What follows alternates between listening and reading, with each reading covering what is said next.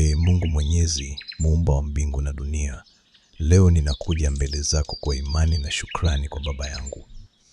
Asante kwa uhai wake, kwa upendo aliouonyesha kwangu na kwa hekima na malezi aliyonipa. Ninakushukuru kwa kila wakati alionipa furaha, amani na msaada.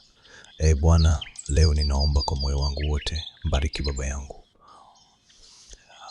Mpe afya njema, nguvu na uponyaji wa mwili na roho. Ondoa uchovu, maumivu na magonjwa yote yanayomhangaika. Jaza kila seli ya mwili wake na nguvu zako za uponyaji ili afikie afya kamili haraka. Bwana, ninaomba upatepo wa neema yako juu yake. Hifadhi moyo wake na roho yake. Mpe amani ya kiroho. Natumia nguvu zako ili kumlinda dhidi ya udhaifu na hatari yoyote.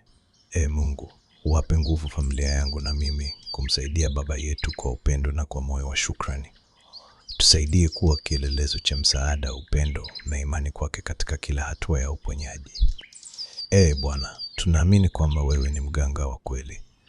Upe baba yangu nguvu ya kupona, nguvu ya kuishi na nguvu ya kufurahia kila siku.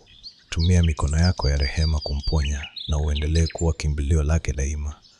Usiache kuonyesha upendo wako, ukimtia moyo na matumaini hata pale changamoto zinapojitokeza. Mungu, tunakuomba uendelee kumbariki baba yetu kila siku. Acha afya yake ibarikiwe, mwili wake uzidi kuwa na nguvu na moyo wake ujaze furaha na amani. Ninakuomba, Bwana, tumbariki na tumkinge. Mpe nguvu ya kudumu ili aendelee kuwa na familia, marafiki na wema kwa wengine. Bwana, asante kwa kusikia maombi yetu. Tunaamini kwa nguvu zako na rehema zako zisizo na kipimo, baba yangu ataona uponyaji kamili na afya njema.